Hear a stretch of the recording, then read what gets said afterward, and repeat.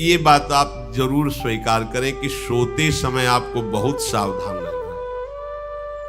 और प्रायः गलती सोते समय करते हैं उपासक की कोई प्रपंच की बात याद करते हुए या मोबाइल देखते हुए या कोई गंदी चेष्टाओं का चिन्ह, आपकी रात बेकार चली जाएगी। अगर गंदी चेष्टा हो गई तो सुबह भी बेकार हो जाएगी, दिन भी बेकार हो जाएगा, निरुत्साहित हो जाओगे। सोते समय आपको समय नहीं देना व्यर्थ चिंतन का। उसी समय विषय चिंतन होता है, उसी समय विषय भोग की आकांक्षा जागृत होती, उसी समय विषय देखने की इच्छा होती। मोबाइल है तो जिस समय आप अपनी शैया पर जाएं स्विच ऑफ कर दें। उसमें मैसेज घंटी आने का कोई भी रास्ता मत रखें। मान लीजिए आप उपासक हैं भगवत प्राप्ति के, 30-35 वर्ष ये नहीं था तो सब मर नहीं गए थे। और बोले इमरजेंसी, जब इसकी 30-35 वर्ष से पहले इसकी कोई रचना नहीं थी, मुझे लगता है, क्योंकि 30-35 वर्ष में ही इसका विस्तार देखा है। नहीं तो कभी किसी के पास मोबाइल नहीं। कोई बड़े अधिकारी तो इतना बड़ा वो, इतना बड़ा वाला वो ऐसे रखते थे नहीं तो मोबाइल तो हमें लगता है 30-35 वर्ष। तो फिर इमरजेंसी कैसे चलती थी, कैसे चलती थी इमरजेंसी? और आप ब्रह्मा हो क्या कि इमरजेंसी संभाल लोगे? स्विच ऑफ करो। जो सब इमरजेंसी संभालने के लिए तैयार रात दिन न सोता है, वो हर समय जागृत रहता है, वो हमारा आराध्य देव है। स्विच ऑफ करो, चिंतन लगाओ श्री जी का। ये जो रात्रि के शयन के समय मोबाइल में इधर उधर दृश्य देखने हैं, अपने सर्वनाश का बीज बोना है। मान लो, हमारी प्रार्थना मान लो, ये उस समय मन आपको परेशान करेगा जब कमरे की सिटकिनी अंदर से बंद होगी। सबसे प्रार्थना है रात्रि के शयन के समय। तो बोले फिर ठीक है 10 बजे तक देख लेंगे मोबाइल, इसके बाद शयन के समय भजन कर लेंगे। होगा ही नहीं। क्या तुम देखना चाहते? प्रिया प्रीतम के सिवा और कुछ क्या देखना चाहते? वो तो सुभग सुंदरी सहज सिंगार, सहज शोभा सर्वांग प्रति सहज रूप वृषभानुनंदिनी। हमारी स्वामिनी जी की सुंदरता छुपाने के लिए आभूषण पहनाए जाते हैं, औरों को तो आभूषण सुंदरता बढ़ाने के लिए। यहां छवि के छिपाए बे को ऐसे के दास होके क्या देखोगे मोबाइल में? क्या देखना चाहिए? वासना की क्रीड़ा, और तुम उस क्रीड़ा को देखना चाहते हो? परमार्थ के पथिक हो। देखना है तो प्रभु को देखने की वृत्ति रखो, अन्यथा मूंद लो आंखें। प्यारे, महान फल प्राप्त करोगे। सबसे प्रार्थना है एकांत में मोबाइल रूपी दुश्मन से बचो। क्योंकि जब आप गंदी बात कहीं देखोगे तो आपके अंदर वैसे ही चिंतन बनेगा, वो ऐसे ही लगेगा मैं भी ऐसा करूं, मैं भी ऐसा भोगूं, मैं भी ऐसा देखूं। मान लीजिए आप, जब हमारे शास्त्र कहते हैं कि पशु पक्षियों के मैथुन को भी नहीं देखना है, अगर ऐसा एक बार दृष्टि पड़े तो मानसिक प्रणाम करके दोबारा दृष्टि न देना। और आप मोबाइल में ऐसी चेष्टाएं देखोगे, कैसे आप भगवत भजन करोगे? कैसे भगवत प्राप्ति का उद्देश्य रख पाओगे? ये कलयुग की बहुत महीन चाल है कि उसके बिना काम नहीं चलेगा और हम तुम्हें काम से युक्त कर देंगे। इसके बिना काम चलेगा नहीं, तुमको रखना पड़ेगा। और जब तुम इसे रखोगे तो हम काम अपना कर लेंगे। कलयुग ने कहा हम अपनी व्यवस्था बना लेंगे। यहां कह रहे जब आप नींद में जा रहे हैं तो बिल्कुल मानो मृत्यु शैया पे जा रहे हैं। आपको उस समय नाम जप में बहुत ध्यान देना है, कहीं मन बहक ना जाए। तो क्या होगा, 5-6 घंटे जो आप लेटोगे ना, वो भी भजन हो जाए। हमारा जो सततम योमाम स्मरति नित्यशा है ना, ये पूरा हो जाएगा। नहीं उस समय हम सो जाएंगे तो हमारा 6 घंटे का वियोग हो गया, 6 घंटे भजन रुक जाएगा। और ये 100% पक्की बात अनुभव की कहते हैं। यदि सोते हुए भजन करोगे तो जगते, कई बार तो पकड़ा है कि अगर आधे पद में बेशुद्ध हो गए तो वो पद पूरा जगते ही शुरू हो गया है। मतलब बीच में स्थिति भागवती की रही। जैसे बेहोश करते समय हमने कहा था जब ऑपरेशन के हमें बता देना, तो उनका बाबा अब इंजेक्शन लगाने वाले हैं, तो वो 1 मिनट हमें केवल दीजिए अपनी चित्तवृत्ति। तो जब होश आया तो वही पहले चिंतन चल रहा था, वही चिंतन। जैसे सोने के समय बेहोश हुए तो जगने के समय वही चिंतन, ऐसे ही इंजेक्शन से जब बेहोश हुए और जब होश आया तो वही चिंतन चल। बहुत बड़ा चमत्कार अभ्यास का है। नींद खुले तब से लेकर गाढ़ नींद आने तक स्मरण में कभी रुकना नहीं। और आपको एक छूट दे रहे हैं। कभी कभी क्या होता है कि एक मंत्र में, एक नाम में जैसे बहुत देर अभ्यास करते तो मन उबने लगता है। इसका स्वभाव है, ये अनुभव की बातें कहते हैं। इसका स्वभाव है नवम नवम, नहीं तो ये मतलब, तो इसको हम लोगों ने कैसे फंसाया है। जैसे गुरु मंत्र जप रहे, अब 2-3 घंटे लगातार गुरु मंत्र जप, अब इसको उबन बढ़ी, अब ये छोड़ रहा है, बीच बीच में पता चलता है छोड़ना चाहता है, छोड़ रहा है, तुरंत इसको नाम में फंसाया। अब थोड़ी देर नाम में चला, फिर उभरा, बहुत विचित्र है ये, अब उसको फंसा दिया। उस पीछे की बात अभ्यास के समय, नमामि समीशान निर्वाण रूपम विभुम व्यापकम ब्रह्मवेद स्वरूपम। चिंतन, पदगान करे, ये भगवान शिव पदगान कर रहे हैं और उसका चिंतन, निर्वाण रूपम विभुम व्यापकम ब्रह्मवेद स्वरूपम। अब अपने यहां अवसर है, सुंदर सुंदर कोई पद गुरु मंत्र जब करते हुए मन जब उमने लगे, राधा वल्लभ श्री हरिवंश, राधा वल्लभ श्री हरिवंश, राधा वल्लभ श्री हरिवंश, इसमें भी उमने लगे, शुरू कर, जोई जोई प्यारो करे सोई मोही भावे, भावे मोही जोई, इसमें भी उबले लगे। सुधा निधि का कोई एक लाइन ले लो, ब्रह्मेश्वरादि सुदुरूह पदारविंद श्रीमत् पराग परमाद्भुत वैभव, ब्रह्मेश्वरादि सुदुरूह छोड़ना नहीं है, तू भाग में नवम नवम दे रहा हूं, नवम नवम। इसको फंसाने के लिए आपके पास अस्त्र हो, जैसे यहां चाकू, यहां पिस्तौल, तलवार, ये वो सब बिल्कुल वीर सजा रहता है, ऐसे ही अपने लोग सजे रहते। छोटा राधा, अब एकदम चिपक गया आके तो कैसे मारे, तो छोटी चाकू है ना वैसे, राधा राधा राधा, थोड़ा दूरी राधा वल्लभ श्री हरिवंश, थोड़ा और दूरी गुरु मंत्र, बड़े बड़े अस्त्र अपने पास रख ले, बहुत भाग रहा है तो फंसा दिया। प्रथम यथावति प्रणव श्री, अब लग पूरा पदगा, पूरा पदगा उसमें लग, प्रथम यथामति प्रणव। भोजन पाते समय ऐसा अभ्यास किया है, 1 घंटा के पहले भोजन नहीं होता, चाहे 2 रोटी खा लो, समय लगता है आराम, एक एक नाम, एक एक, कुछ भी हल्ला मचाओ, कोई फर्क नहीं पड़ेगा, अपना चलेगा। अभ्यास स्नान के समय, भोजन के समय, किसी क्रिया के करते समय, किसी से बात करते समय, सोते समय, ये विशेष स्थान जहां में सावधान रहना है, यहां भजन छूटता है, ध्यान देना, यही भजन छूटता है। चलते समय, क्रियावान होते समय, प्रसाद पाते समय या किसी से बतराते समय, ये सब भजन के छूटने के स्थान है और यही पकड़ना है भजन को। जब आपको बिल्कुल न लगे तो मानसिक सब बंद कर दो और गुनगुनाने लगो, जो धुनी आपको अच्छी लगे उसी में नाम, कोई नाम लेके, संसार का चिंतन न होने पावे, चाहे जो कुछ तुम जहां तुम्हारा मन आवे, गंगावरी गोदावरी, कुछ भी, भागवतिक चिंतन के सिवा संसार के चिंतन न होने पाए, पहले ऐसे अनन्य बनो, फिर बाद में अनन्यता आती, रसना कटो जो अनरट। हाँ भी विषय चिंतन कर रहे हैं, प्रपंच कर रहे हैं, बोले रसना कटो जो अनरटो, और नहीं बोल सकते, प्रपंच बोलेंगे बस, रसना कटो, ये शब्द वहां नहीं आते।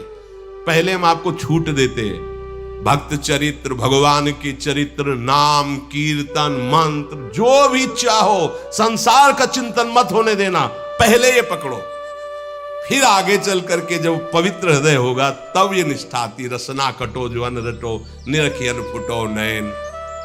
मान लो संसार का चिंतन नहीं करने देना है इसको, आप जैसे बने वैसे करो भागवतिक चिंतन, कोई नाम ले लो, कोई मंत्र ले लो, तुम्हें जो प्रिय लगे, हम छूट देते हैं। ये नहीं करें कि रसना कटो जो अन रटो, ये बाद की बात है, हमें पहले इसका संसार चिंतन रोकना है। कैसे छूटेगा, कैसे छूटेगा, हमें ये पकड़ना है, नहीं तो निष्ठा की बात, जो हरि नाम जगत त्रिशिरोमणि वंश बिना कबहू, हरिवंश बोलेंगे नहीं, हरि बोलना नहीं है, हरि बोलना नहीं, क्योंकि ये जो हरि नाम जगत त्रिशिरोमणि वंश बिना, हरिवंश बोलना नहीं है क्योंकि प्रपंच में रति। तो क्या करो, जो तुम्हें प्रिय लगे पहले उसे पकड़ो, ये हम अंदर की बात कह रहे, प्रवचन की बात नहीं कह रहे। मन को फंसाना है हमें। राम कृष्ण हरि जहां लगे इसको लगा, पहले इसको फंसाओ, संसार का चिंतन न होने दे। गीता भागवत भक्त चरित्र कुछ भी कहीं भी इसे फंसाओ, पहले संसार का चिंतन न होने दो, फिर लाओ इसको घुमा के निकुंज वाटिका में। फिर तो भागेगा ही नहीं, फिर नहीं भागेगा। अब सीधे निकुंज वाटिका में किसी महाभाग्यशाली गुरु आश्रित का लगेगा, अन्यथा बहुत प्रपंची मन है। आप आश्रय इधर का लोगे, प्रपंच का चिंतन करोगे, बात बनेगी। चिंतन छोड़ना है हमें, जैसे बने तैसे संसार का चिंतन छूट जाए तो हम विजय को प्राप्त होंगे। ध्यान दीजिए, इस परमात्म तत्व को वही प्राप्त कर पाता है जिसका राग बीत गया है, खत्म हो गया है, वैराग्यवान। ज्यादा परिश्रम नहीं है वैराग्य में। विवेक नहीं होने के कारण हम वैराग्य नहीं धारण कर पाते। हम बाहरी बातों को वैराग्य ले लेते हैं, ऐसा कपड़ा बदल लेना या कपड़ा ना पहनना या लौकी का कमंडल, मिट्टी का पात्र, तो हम अपने को वैरागी। बात यहां नहीं रुकेगी। वैराग्य का इतना ही मतलब नहीं, ये भी एक बाह्य अंग है वैराग्य का, पर वैराग्य का सच्चा स्वरूप है वीतरागा। कहीं कुछ भी अच्छा नहीं लग रहा, कोई भी सुख आकर्षित नहीं कर रहा। लोक लोकांतर की प्रतिष्ठा, मान, सुख, ऐश्वर्य, व्यक्ति कुछ अच्छा नहीं, राग खत्म हो गया। ऐसा उस अक्षर ब्रह्म को, अविनाशी तत्व को जान पाता है। जगते भयो फिरे बैरागी। जैसी हरिवंश प्रपंच बंच सब ये काल ब्याल को खायो। हालत यह है कि जैसे सांप ने मेढक को पकड़ रखा और मेढक सामने पतिंगा को, कीड़े को पकड़ना चाहता है। उसे यह पता नहीं कि मैं खुद किसी का कवल बन चुका हूं, वो एक झटके में मुझे अपने पेट में ले जाएगा। ऐसे ही हम सब हैं, काल के द्वारा ग्रसित है। काल ने हमें पकड़ रखा है, पर हम भोग भोगना चाहते हैं। हम नाना प्रकार की मान प्रतिष्ठा पाना चाहिए, ये पता नहीं एक झटके में हमारा अस्तित्व ही खत्म हो जाएगा। जिनके अंतःकरण में किसी भी व्यक्ति, वस्तु, स्थान, पद, प्रतिष्ठा का राग ही नहीं रह गया है, उसे कहते हैं वैराग्यवान। वीतरागाः, राग ही नहीं है।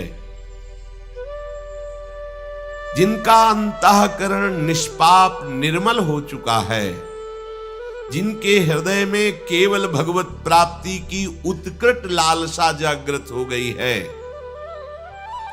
ऐसा साधन संपन्न उपासक परमात्म तत्व में प्रवेश पाता है। अध्यात्म मार्ग की ऊंचाई पर वो स्थित हो जाता है। यदि छंतु ब्रह्मचर्यम चरंती, जिनकी इच्छा एकमात्र भगवत प्राप्ति की है, यदि छंतो, उनको क्या करना होगा? ब्रह्मचर्यम चरंती, ब्रह्मचर्य का पालन करना होगा। प्रत्येक इंद्रियों का निर्विषय हो जाना वास्तविक ब्रह्मचर्य है। केवल जनेंद्रिय से ही ब्रह्मचर्य को नहीं लेते। हमारी प्रत्येक इंद्रिय भोगों से रहित होकर भगवत अनुराग में, नेत्र प्रभु को देखना चाहते हैं, त्वगेंद्री प्रभु को स्पर्श करना चाहती है, घ्राणेंद्री प्रभु के श्री अंग की गंध पाना चाहती है, श्रवणेंद्री प्रभु के वचन सुनना चाहती है। एक एक इंद्रिय अपने प्रभु में लग गई, अंतर्मुख हो गई, बाहर विषयों का त्याग हो गया। इसे ब्रह्मचर्य कहते हैं। पर प्रारंभिक ब्रह्मचर्य में जनेंद्रिय का ब्रह्मचर्य अत्यंत आवश्यक है। यदि जनेंद्रिय जन्य व्यभिचार दोष से युक्त है तो कदापि उसे भगवत प्राप्ति नहीं हो सकती। शुभ गति व्यभिचारी शुभ गति चाहे, असंभव। और भगवत मार्ग में सबसे बड़ा दुश्मन यही व्यभिचार दोष है, काम। इसी से हमारा हृदय मलिन होता रहता है। अंधा बटे वो पड़ा चबाए वाली दशा रहती है। हमें 50 वर्ष हो गए, अरे 50 जन्म हो जाए, तुम बेविचार करो, गंदी बातें करो, गंदे चिंतन करो, सो समय व्यतीत कर, अनंत जन्म व्यतीत हो गए, भगवत प्राप्ति हुई क्या? 50 वर्ष से भगवत प्राप्ति हो जाएगी क्या? 5 मिनट काफी है भगवत प्राप्ति में, एक बार नाम काफी है। वो स्थिति तो लाओ। बार बार बहिर्मुख वृत्तियों के द्वारा विषयों में सुख बुद्धि कर लेने से हमारा सारा का सारा अध्यात्म चिंतन बदलता रहता है, इसलिए लाभ नहीं मिल पाता, एक रस चिंतन नहीं रह पाता। बार बार विक्षेपी विषय करते रहते हो, हम सहते रहते हैं और भोगते रहते हैं। एक बार तो हिम्मत करके उठो। अब लो नशानी अब ना नशई हो, एक बार तो दृढ़ बनो। बस मन के अनुकूल चलने की बात को तुम्हें रोकना होगा, तभी तुम्हारे अंदर यदि क्षण तो ऐसी इच्छा जागृत होगी। पक्का पक्का ऐसा ही है। जब हम किसी विषय के वेग को सहते हैं, विषय नहीं भोगते हैं, तो मन बहुत जलाता है। उस जलन में फिर एक ही बात होती है, बस भगवत प्राप्ति हो जाए, झंझट खत्म हो जाए। कब तक हम इसमें चलेंगे? एक बार भगवत, वो जलन हमको भगवत प्राप्ति की इच्छा प्रकट करती है। अपने लोग क्या करते हैं? जलन को मिटाने की कोशिश करने लगते हैं, तो भगवत प्राप्ति की इच्छा क्या, भोग प्राप्ति की तृष्णा जागृत हो जाती है। भोगे हुए भोगों को बार बार भोगने की इच्छा का नाम तृष्णा है। बाहर और भीतर से कोई सहयोगी नहीं, जल रहा है उपासक, तब रास्ता निकलता है भगवत प्राप्ति का, तब इच्छा प्रकट होती। अब नहीं, बहुत जल लिया, अब तो केवल प्रियाजू के समीप जाना है, अब तो प्रभु के सानिध्य में रहना है, नहीं इन भोगों की जलन में जलना है। पर यहां तक पहुंचने के लिए जलना होगा, तभी लिखा सहित सहित बाढ़े भगति तास्तिति क्षस्व भारत, क्योंकि आगमा पाइनो अनित्यास, ये नाशवान काम क्रोधादि तुम्हें प्रेरित करेंगे, तुम इनके वेगों को सह जाओ। ये स्थायी नहीं है, आगमा पाइनो है, आने जाने वाले हैं, और ये सहन करने से नष्ट होते हैं, भोगने से बढ़ते हैं। यदि क्षंतो, अगर भगवत प्राप्ति की इच्छा है तो ब्रह्मचर्यम चरंती, ब्रह्मचर्य का पालन करना ही होगा, इसमें कोई गुंजाइश नहीं, क्योंकि आप चल ही नहीं सकते। ध्यान से सुन लो, ये मनोरंजन का मार्ग नहीं है, इसमें मन ही मार तनहारिक वृंदावन में गाज, इसमें मन मारना होगा। प्रायः ये मन को दुलार करने वाले लोग कभी भाग्य से सत्संग में भी आ जाते हैं, कभी श्री विग्रह के दर्शन करने भी मंदिर पहुंच जाते हैं, कभी तीर्थ याटन भी करते हैं, पर इनका कोई लक्ष्य नहीं होता। आज सुन लिया सत्संग, बढ़िया है, लक्ष्य नहीं होता। यहां लक्ष्य वालों की बात हो रही। यदि क्षंतो, यदि तुम्हारी ऐसी इच्छा जागृत हो रही किसी जन्म में भगवत प्राप्ति करनी, तो ब्रह्मचर्यम चरंती, आप सच्ची मानिए, जिसके निकालने में तुमको सुख की अनुभूति हो रही, उसको रोकने में कितनी सुख की अनुभूति होगी। उन्मत्त हो जाओगे, बहुत जल्दी आपके सारे के सारे करण भगवदाकार होने लगेंगे यदि आप ब्रह्मचर्य का पालन करेंगे। शरीर स्वस्थ, हल्का, मन प्रसन्न, नींद आदि पर विजय, कितने गुण ही गुण। और ब्रह्मचर्यहीन आलस्य, प्रमाद, भोगों का चिंतन, मन का डिप्रेशन में पहुंचना, कमर में दर्द, टांगों में दर्द, सर में दर्द, घबराहट होना, बिना किसी कारण के मन भयभीत हो रहा है, भोजन अपच हो रहा है, बिना किसी प्रक्रिया के वीर नाश हो रहा है, बिना किसी प्रक्रिया के। काहे को मृत्यु स्वयं स्वीकार कर रहे हो? ये मृत्यु है। चाहे भगवान दत्तात्रेय जी बोल रहे हैं या भगवान कपिल देव जी बोल रहे हो, जब उपासक को संबोधन करते हैं भगवत प्राप्ति के लिए, तो कहते हैं कि इस भोग वृत्ति को साक्षात मृत्यु रूप देखो, ये मृत्यु है तुम्हारी। जब शरीर राग त्यागना है तो तुम शरीर से भोग भोगोगे तो आसक्ति शरीर की पुष्ट होगी, आसक्ति भोग सुख की पुष्ट होगी, है नहीं। कितने दिन शरीर रहेगा, कितने दिन भोग रहेंगे। विचारवान बनो, ब्रह्मचर्यम चरंती, ब्रह्मचर्य का पालन करो। उपासक जो ब्रह्मचारी होता है उसका खिला हुआ चेहरा रहता है, जैसे कमल खिला हुआ, बिना किसी कारण के उसकी मुख मुद्रा में प्रसन्नता होती है। जो ब्रह्मचर्यहीन होता है बुझा हुआ चेहरा होता है, तेजहीन, बिना किसी कारण के वो शोकग्रस्त लगता है। बैठा है, आपको लग रहा है शांत है, लेकिन आप चेहरे को देखो, वो एक शोकग्रस्त है, कुम्हलाया हुआ चेहरा, अशांत चेहरा। मुख प्रसन्न, तन तेज विराजा, यह है ब्रह्मचर्यम चरंती, भगवत आराधन संपन्न उपासक का। जैसे आग में पैर रखते हुए कोई चले तो कैसे चलेगा, ऐसे ही ब्रह्मचारी की पहचान है। इतनी स्फूर्ति उसके अंदर होती, जैसे आग में चलने वाला पूरा पैर नहीं रख पाएगा, अगला कदम रख देगा क्योंकि ताप लग रहा है, ऐसे उसकी स्फूर्ति होती पैरों में। उसकी आंखें एकाग्र रहती है, चंचलता इधर उधर या बार बार झपकना ये विषयी पुरुष का लक्षण है। बार बार पलक झपकना ये विषयी पुरुष का लक्षण है। इधर उधर ताक झांक, चंचलता, ऐसा बैठे तिनका तोड़ रहा है, पैर हिला, ये सब विषयी पुरुष के लक्षण है। ये तो बिल्कुल साधारण स्पष्ट दिखाई देता है आदमी विषयी है या ब्रह्मचारी, एक सेकंड में लक्षण होते हैं।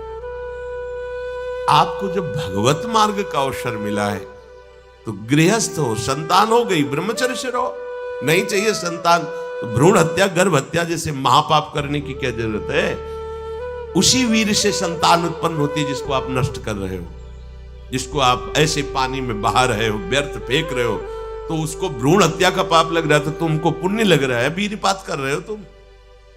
तुम्हें भी वही हत्या लग रही है क्योंकि उसमें वही जीवात्मा है जो मां के गर्भ में जाके बालक रूप धारण कर लेती है, उसको तुम नष्ट कर रहे हो। और बुद्धि भ्रष्ट हो गई है, समझ में नहीं आता, व्यर्थ में वीरपात करते हो, व्यर्थ में। तुम्हारा भजन बनेगा, तुम अध्यात्म के योगी बनोगे, मजाक है अध्यात्म का मार्ग। होश में हो जाओ, ये मन के दुलार को बंद करो। जब तक इच्छा ही नहीं भगवत प्राप्ति की तो फिर तुम कैसे भगवत प्राप्ति कर पाओगे। भगवत प्राप्ति की इच्छा कैसे होगी जब तुम्हारी इस तरह से निंदनीय वृत्तियां हैं। इंद्रियों को दुलार कर रहे हो, मन को दुलार कर रहे हो, भगवत प्राप्ति चाहते हो, आचरण नीच और चाहते हो उच्च पदवी। सावधान हो जाओ।